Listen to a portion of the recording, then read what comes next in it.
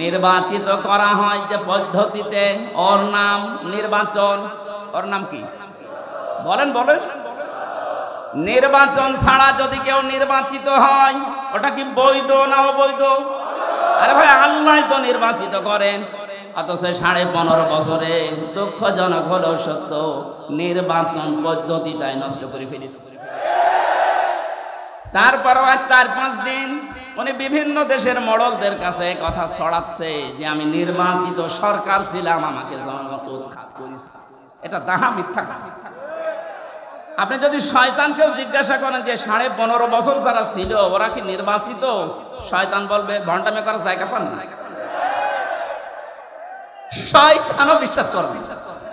আপনি যদি ঘোড়াকে জিজ্ঞাসা করেন যে 15.5 বছর যারা ছিল তোমার তো কিছুই নেই, অন্তত একটু মাথা নাড়া উঠে, এরা কি নির্বাচিত ছিল?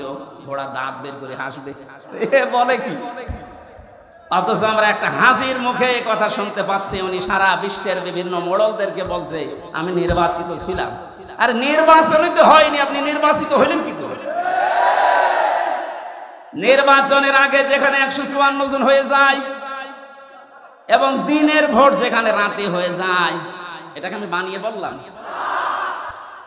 বিশ্বনবী মুহাম্মদুর রাসূলুল্লাহর ঘর মাদ্রাসা, এর দায়িত্বে যারা আছে নবীর সম্মানে আল্লাহ তাদেরকে যেন মাফ করে দেন। বিশ্বনবীর খাদেম এই পরিচয় নিয়ে হযরতে ওমর বিশাল একটা ফায়দা তিনি নিয়েছিলেন। আমি তার জীবনীতে পড়েছি। তিনি সন্তানকে মাদ্রাসায় দিলেন। ওই সময় প্রধান বিচারপতির দায়িত্বে ছিল হযরতে আলী রাদিয়াল্লাহু তাআলা আনহু। তিনি তার সন্তানটাকে দিলেন মাদ্রাসায়, হযরতে হুসাইন। বারবার কলম ফেলে দিচ্ছে টেবিল থেকে আর বলছে আমাকে তুলে দাও, তুলে দাও। 3 বার তিনি তুলে দিলেন। চতুর্থবার বললেন দেখো, বারবার কলম ফেলে দাও আর আমাকে তুলতে বলো, আমি কি তোমার খাদেম? আমি কি তোমার চাকর? হযরত হুসাইন তিনি বললেন যে তুমি শুধু চাকর না, খাদেম না, তুমি খাদেমের বাচ্চা খাদেম। একটা প্রধান বিচারপতির ছেলেকে যদি বলা হয় যে তুমি খাদেম না, তোমার বাপও খাদেম, ওর মাথা তো এমনি খারাপ হয়ে যাওয়ার কথা। তিনি ওই সময় দেশের প্রেসিডেন্টের ছেলে, বাড়িতে গিয়ে বলছে আব্বা আমি আর মাদ্রাসায় যাব না। কেন? আমার ক্লাসে হুসাইন আমাকে গালি দিয়েছে এবং তোমাকেও গালি দিয়েছে, বলেছে নাকি আমি খাদেমের বাচ্চা খাদেম, তুমি যদি বিচার না করো আমিও মাদ্রাসায় আর পড়ব। তিনি বললেন ঠিক আছে, বিচার এখন না, জমার দিন করো। হাজারো মানুষ আসবে জমার দিন মসজিদে নববীতে। তিনি খুতবা দেওয়া বন্ধ করে বললেন হুসাইন এখানে আসো। বলছে হ্যাঁ, এই সামনে আসো। তুমি ক্লাসে সবার সামনে আমার এই ছেলেকে আব্দুল্লাহকে খাদেমের বাচ্চা খাদেম বলে গালি দিয়েছো, অপমান করেছো। বলছে হ্যাঁ। কেন করলে? হযরত হুসাইন বললেন খলিফা, বুকে হাত দিয়ে বলেন তো আপনি কি আমার নানার খাদেম ছিলেন না? হযরত ওমরের কথা বন্ধ হয়ে গেছে, চোখ দিয়ে দর দর করে পানি ঝরছে। ডাক দিয়ে বলেন নবীর সাহাবীরা বিচার হয়ে গেছে। ছোট মানুষ আব্দুল্লাহ তো বোঝে না, ডাক দিয়ে বলে বাবা বিচার তো তুমি শুরুই করলে না, হয়ে গেল কি করে? হযরত ওমর বলে সন্তান, যে বিচার করেছি এটা দুনিয়া না, মরণের পরের কাজে লাগবে। ও হুসাইন, তুমি যে কথাটা বললে এটা কি লিখে দিতে পারবে? আমি একটু দলিল চাই। ছোট মানুষ তো আবেগে বলছে নিয়ে আসেন, খাতা কলম নিয়ে আসেন। কাগজ নিয়ে এসেছে, খেজুর পাতা। উনি লিখে দিলেন ওমর আমার নানার খাদেম ছিল, আমি দেখেছি, ইতি হুসাইন ইবনে আলী। সই করে দিলাম, যান। কাগজটা হাতে নিয়ে হযরত ওমর চুমা খেলেন, চোখে মুখে লাগিয়ে বললেন নবীর সাহাবীরা আমি যখন মারা যাব এই কাগজটা আমার কাফনের ভেতরে দিয়ে দিও। কিয়ামতে যদি আমার জীবনের কিছুই কবুল না হয়, আল্লাহ যখন আমাকে দাঁড় করাবে তার সামনে, জীবনে কিছুই যদি আল্লাহর ভালো না লাগে তো কাগজটা তুলে আল্লাহকে দেখাবো, রব্বুল আলামিন দেখো তোমার নবীর নাতি লিখে দিয়েছে আমি নবীর খাদেম ছিলাম, এই ওসিলা হলেও তুমি আমাকে মাফ করে দাও। জান্নাতের গ্যারান্টি করো, এই চিন্তা ছিল তার। নবীর এই ঘরের দায়িত্ব 65 বছর যারা পালন করছে, অনেকে কবরে আছে, ওরাও হযরতে ওমরের মতো একটা কিছু নিয়ে আল্লাহর সামনে দাঁড়াতে পারবে। এখন যিনি সভাপতির দায়িত্বে আছে, আল্লাহ যেন হযরতে ওমরের মতো তাকে এই ব্যবস্থা কিয়ামতে করে দেন। বলেন বলেন। এতক্ষণ যারা আলোচনা রাখলেন, আপনাদের এই জেলার সন্তান মাওলানা আবুল বাশার জিহাদি দামাত বারকাতুহুল আলিয়া আমার সফর সঙ্গে হয়ে সারা দেশে আমার সাথে থাকে বিভিন্ন মাহফিলে। মাওলানা হুসাইন আহমেদ মাহফুজ চুয়াডাঙ্গা, মাওলানা রবিউল ইসলাম আপনাদের খুলনার সন্তান এখানে আছে, অনেক আলেম বসে আছে স্টেজে, আমি অনেকের নামও জানি না। আলেমদের হায়াতে তাজ্জেবা সিহাতে কুল্লিয়া কামনা করছি। ওয়া রাফা'না লাকা যিকরা, বলেন আমিন। গত 2 দিন এখানে যারা কথা বলেছিলেন বাংলাদেশের প্রথিতযশা আলেমে দিন, তারা বিশেষ করে ডক্টর আবুল কালাম আজাদ বাশার ভাই, এবং গতকাল কথা বলেছেন মাওলানা মনিরুজ্জামান। আল্লাহ আলেমদের কথাগুলো বাস্তবে প্র্যাকটিক্যাল লাইফে আমল করার তৌফিক দান করে। সামনে বসা মুসলমান ভাইরা, পর্দার আড়ালের সম্মানিতা মা এবং বোনেরা, প্রশাসনের ভাইরা, আমি আসার সময় যে গ্যাদারিং দেখলাম, মানুষ যে কি কষ্ট পাচ্ছে, আমরা এই জন্য বেশি সময় আপনাদেরকে কষ্ট দেব না। তাফসীর আকারে কিছু কথা বলার চেষ্টা চালাবো, আমার তাওফীক ইল্লা বিল্লাহ। যে আল্লাহ আমাদেরকে দয়া করে এখানে নিয়ে আসলেন, এটা আমাদের কৃতিত্ব না, আল্লাহর নিজের দয়া। সাবেক এমপি সাহেবকে এমপি বানাতে কমপক্ষে 3.5 থেকে 4 লক্ষ মানুষ লেগেছে, রায় লেগেছে, ভোট লেগেছে। কথা বলেন না কেন? এনারা নির্বাচিত করেছিলেন ওনাকে, উনি নির্বাচিত এমপি ছিলেন। আল্লাহ এই শব্দটা কোরআনে কারিমে সূরা তেলাওয়াত করলেন, আমার আগে যে কারি সাহেব উনি পড়ছিলেন। আমি ওই সময় মনে মনে ভাবছিলাম, আল্লাহ আমাদেরকে আজকে নির্বাচিত করেছে। আল্লাহ পাক বলেন, হুয়াজতাবাকুম, তিনি আল্লাহ তোমাদেরকে নির্বাচিত করেন। খুলনাবাসী, আমি গতানুগতিক কথা বলি না, যা বলি ওখান থেকে শিক্ষা বের করি। খুব অ্যাক্টিভ হয়ে শুনবেন। নির্বাচিত করেন কে? লক্ষ লক্ষ নবী দুনিয়ায় এসেছে, লক্ষ কোটি মানুষ আল্লাহ দুনিয়ায় পাঠিয়েছে, আদমের সন্তান। কিন্তু বিশ্ব নবীর উম্মত হওয়ার জন্য সবাই নির্বাচিত হয়নি, আল্লাহ আমাদেরকে নির্বাচিত করেছেন। কথা বলেন না কেন? অন্তত এই শিরোমণি এবং এই ডমরিয়া ফুলতলা মিলে 3.5 থেকে 4 লাখ মানুষ বাস করে, ভোটার শুধু।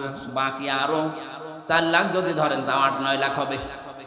এতগুলো মানুষের ভেতর থেকে মাত্র এই লক্ষাধিক মানুষকে আল্লাহ নিয়ে আসলেন। এতে বোঝা যায় আল্লাহ আমাদেরকে নির্বাচিত করেছেন। এবার জবাব দেবেন বোঝা শোনার পর। নির্বাচিত করা হয় যে পদ্ধতিতে, ওর নাম নির্বাচন। ওর নাম কি? বলেন বলেন। নির্বাচন ছাড়া যদি কেউ নির্বাচিত হয়, ওটা কি বৈধ না অবৈধ? আরে ভাই, আল্লাহ তো নির্বাচিত করেন। অথচ 15.5 বছরে, দুঃখজনক হলেও সত্য, নির্বাচন পদ্ধতিটাই নষ্ট করে ফেলেছে। তারপরও 4-5 দিন উনি বিভিন্ন দেশের মডলদের কাছে কথা ছড়াচ্ছে যে আমি নির্বাচিত সরকার ছিলাম, আমাকে জনগণ উৎখাত করেছে। এটা দাহা মিথ্যা। আপনি যদি শয়তানকেও জিজ্ঞাসা করেন যে 15.5 বছর যারা ছিল ওরা কি নির্বাচিত, শয়তান বলবে ভণ্ডামি করার জায়গা পান না। শয়তানও বিশ্বাস করবে। আপনি যদি ঘোড়াকে জিজ্ঞাসা করেন যে 15.5 বছর যারা ছিল তোমার তো কিছুই নেই, অন্তত একটু মাথা নাড়া উঠে, এরা কি নির্বাচিত ছিল? ঘোড়া দাঁত বের করে হাসবে, বলে কি? অথচ আমরা একটা হাসির মুখে কথা শুনতে পাচ্ছি, উনি সারা বিশ্বের বিভিন্ন মোড়লদেরকে বলছে আমি নির্বাচিত ছিলাম। আর নির্বাচনই তো হয়নি, আপনি নির্বাচিত হইলেন কি করে? নির্বাচনের আগে যেখানে 154 জন হয়ে যায় এবং দিনের ভোট যেখানে রাতে হয়ে যায়, এটাকে আমি বানিয়ে বললাম। আমার সাথে এক ওসি ছিল, আমি নাম নিলাম, নুসরাত হত্যা মামলার এক ওসি ছিল। উনি আমার একদিন বসে, হুজুর তাওবা করেন কিভাবে বলেন তো? বললাম যে তাওবার এই যে এই নিয়ম আছে কোরআনে হাদিসে। উনি আমারে বলছে আপনি আমার তওবাটা শোনেন। ঠিক আছে বলেন। যে এই যে নির্বাচন গেল, আমি আমার দলবল যা আছে তাদেরকে নিয়ে রাত 12টার পরে আল্লাহর নামে ভোট কাটা আরম্ভ করলাম। এইভাবে কোরআন শরীফ আমার সামনে এইভাবে বলছে। আমি আল্লাহর নামে করলাম। ফজর পর্যন্ত কাজ কমপ্লিট করে বাক্স ভর্তি করে পাঠিয়ে দিলাম। এবার আমি গোসল করলাম, ওযু করলাম, 2 রাকাত নামাজ পড়লাম, এরপরে বললাম আস্তাগফিরুল্লাহ। হুজুর আমার এই তাওবা কি হয়েছে? আমি বললাম কি তাওবা বলে আপনি কি দোষ আল্লাহর কাছে করেছেন যে আল্লাহকে বলছেন আস্তাগফিরুল্লাহ? আপনি দোষ করেছেন হামজার কাছে। আমার মতো 3.5 লাখ 4 লাখ হামজা এই রায় দেওয়ার কথা ছিল, আপনি নিজেই দিয়ে দিলেন। এই কথা বলছেন না কেন? এটাকে শুধু ওসি একা দিয়েছে না সারা দেশে অবস্থা এক?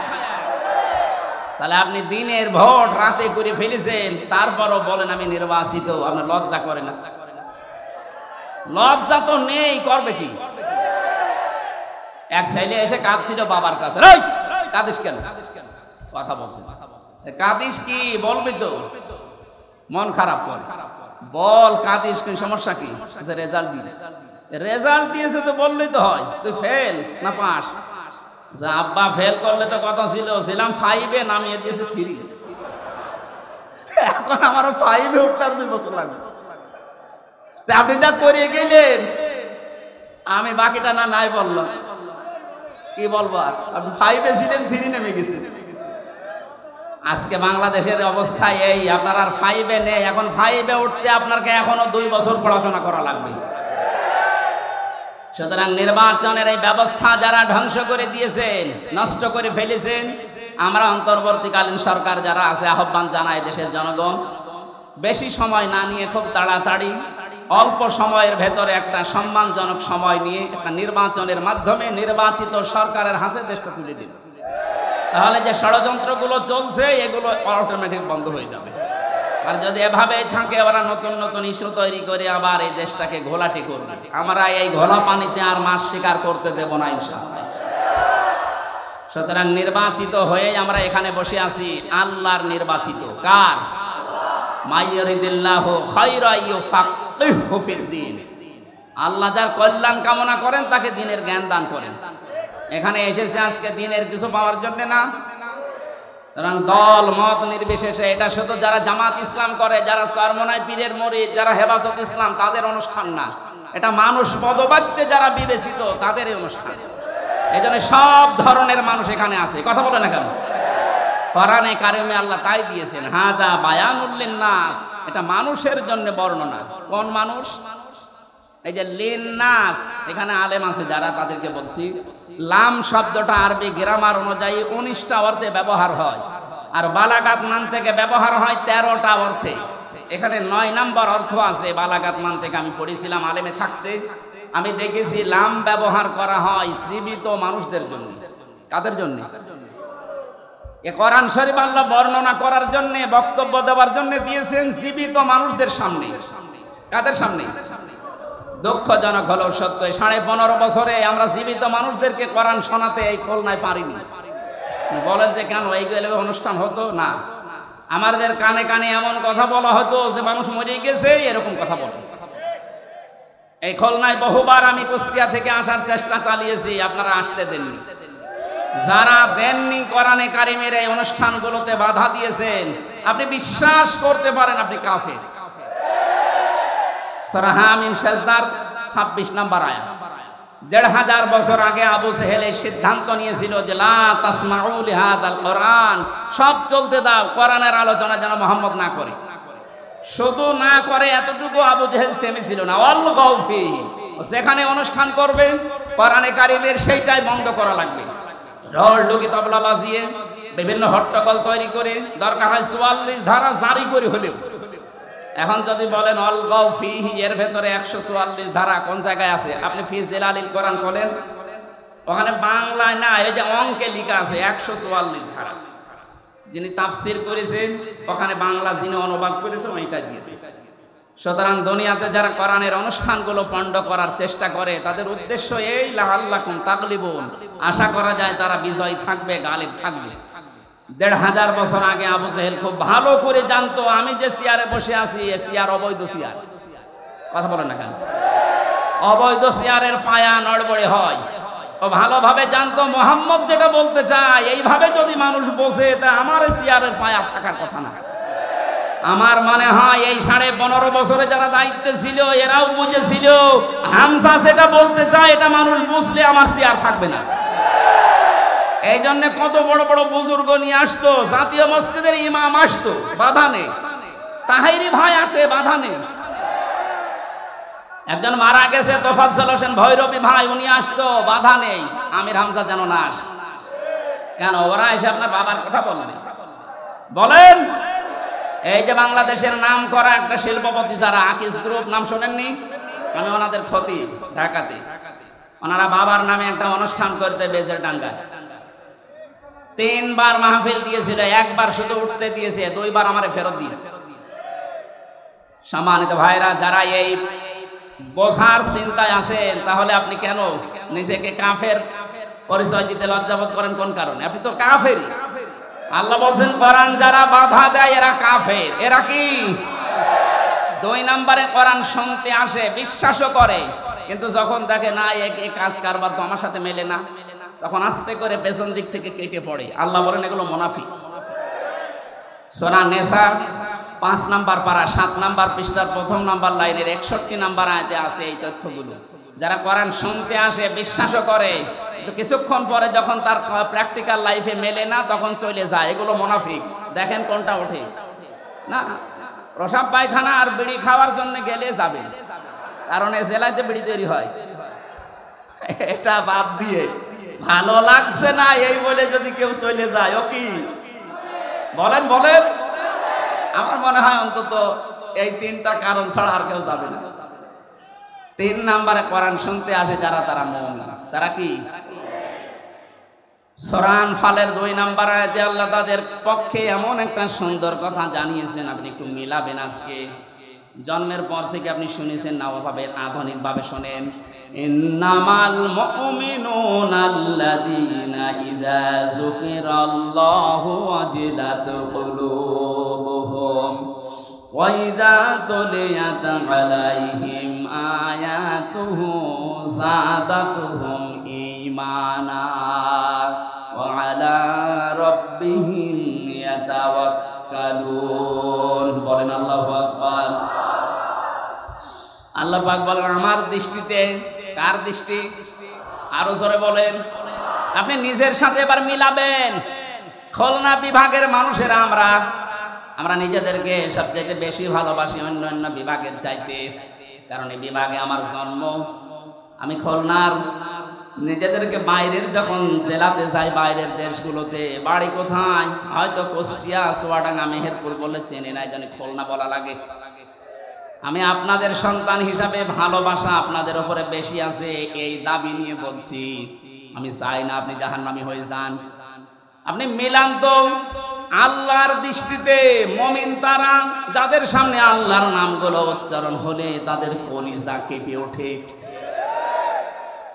ভয়ঙ্কর কাজ করেছে আপনার এই জেলা আর এখানে বাড়ি। আমি নাম শুনেছিলাম রিমান্ডে থাকাকালীন, ইমরান হোসেন ইমন নাকি যেন নাম, শেখ ইমরান হোসেন ইমন। এই মানুষটা যাদেরকে নিয়ে আসতো অফিসার হিসাবে, তারা আল্লাহর পর্যন্ত ভুল ধরত। এই যে আকিস সাহেবের বড় ছেলে যেটা ডাক্তার শেখ মহিউদ্দিন সাহেব, উনি 4 বিয়ে করেছেন, হারাম কাজ করেছেন। বলেন, কোরআনে কারিমে তো আল্লাহ 2 2 3 3 4 4 নাম দিয়েছে, যে 4টা পর্যন্ত বিবাহ করতে পারো। তো ওনার সামর্থ্য আছে শারীরিক এবং অর্থনৈতিক। উনি যদি ইনসাফ কায়েম করতে পারে তো ভালো কাজ করেছে।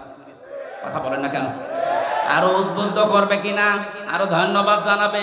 ওনার উদাহরণ টেনে বলতো, আপনি যেখানে চাকরি করেন ওই মালিক 4 বিয়ে করেছে, উনি হারাম কাজ করেছে। আল্লাহ কিভাবে একটা পুরুষকে 4টা বিয়ের অনুমতি দেয়, একজন মহিলাকে কেন দেয় না? আল্লাহর ভুল ধরা। এই লোকটা যদি চেষ্টা করতো, যেহেতু উনি এডিসি ছিল, চেষ্টা করলে আমাকে অনেক কিছু থেকে সেভ করতে পারতো। তো বিপদে পড়ার জন্য যা লাগে উনি আরো তাই করেছিল। আল্লাহর নাম শুনলে উনি জানতো যে আমি কোরআনের হাফেজ। আমি সব সময় ওই মাটির নিচে যে ঘরে আমাকে রেখে দিয়েছিল, সব সময় আমি ওই রিমান্ডে থাকাকালীন কোরআনই নিয়ে পড়তাম, কারণ অন্য কিছু তো নেই। দেখতো যে লোকটা সারা দিন সারা রাত বসে বসে আল্লাহর কোরআন পড়ছে, আল্লাহর কথাগুলো শুনলে ওর ভেতরে ঈমান থাকলে ভেতরে কাপ ধরবে। অজিলাত কুলুবুহুম, কাপ ধরা দূরের কথা, এই মানুষগুলোর বিদ্যা আরো বেড়ে যেত। মনে হচ্ছে কিয়ামত পর্যন্ত ক্ষমতা থাকবে। কিছু কিছু মানুষের নাম আমি বলতাম থোড়াই কি আর বলছে ওরা না, সরাসরি যদি প্রধানমন্ত্রীও বলে তাও তারে মানি না, এরকম কথা বলতো। আল্লাহ এই জন্য এমন অপমান করেছে, ওর বাবা এখন ছেলে, ও এখন পালিয়ে বেড়াচ্ছে। অপমান এখনো হয়নি, আরো অপমান করবে। আপনি আল্লাহর বিরুদ্ধে অবস্থান নিয়েছেন।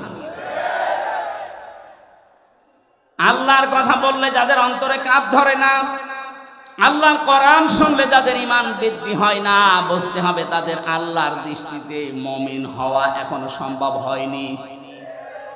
আপনি আল্লাহর দৃষ্টিতে মুমিন হবেন ওই সময় যখন দেখবেন আল্লাহর কোরআন পড়লে আপনার ঈমান আরো বেড়ে যাচ্ছে। প্রশ্ন আসতে পারে, আমার ঈমান যে বেড়ে যাচ্ছে আমি বুঝবো কি করে? হ্যাঁ, কায়দা আছে।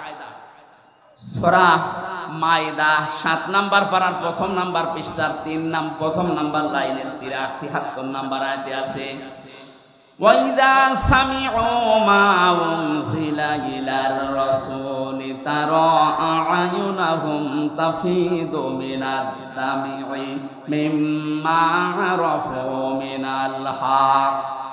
হে নবী, আপনি যখন কোরআন তাদেরকে শোনাবেন, ওরা যখন কোরআনের এই মর্মমান এগুলো উপলব্ধি করতে পারে, বুঝতে পারবে, আপনি দেখবেন মনের অজান্তে তাদের চোখ দিয়ে পানি পড়ছে।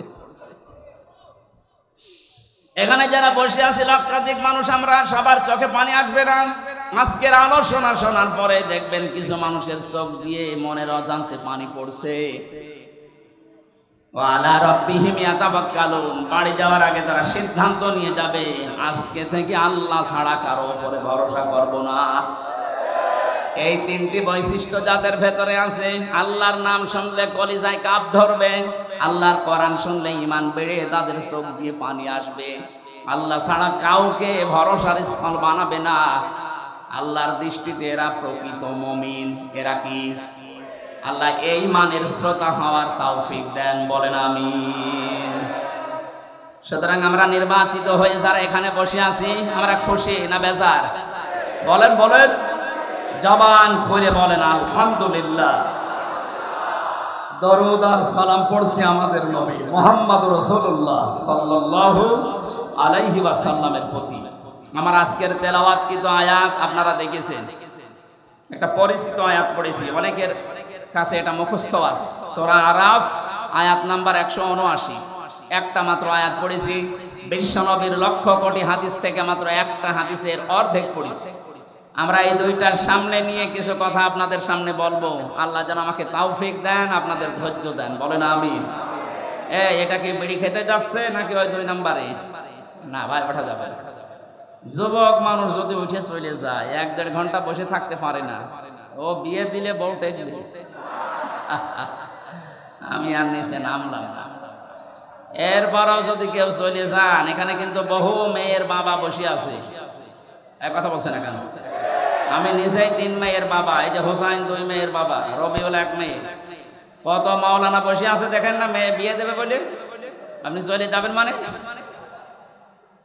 হাজার হাজার মানুষ বসে আছে, মেয়ের বাবারা যে আজকে জামাই সিলেক্ট করবে। কারণ 1.5 ঘন্টায় আপনি কি চলে যান, বলবেন না এর কাছে দিলে আমার মেয়ের জীবন দুনিয়া শেষ। শেষে দেখবেন আপনার আর জীবনে বিয়েই হবে না, কারণ এটা রেকর্ড হচ্ছে। সারা দুনিয়া ছড়িয়ে যাবে যে ওই যে উঠে চলে যাচ্ছে, ওইটা আর মনে হয় সমস্যা আছে। আশা করছে আপনি 1 ঘন্টা মতো থাকবেন, না চলে যাবেন? থাকবেন তো?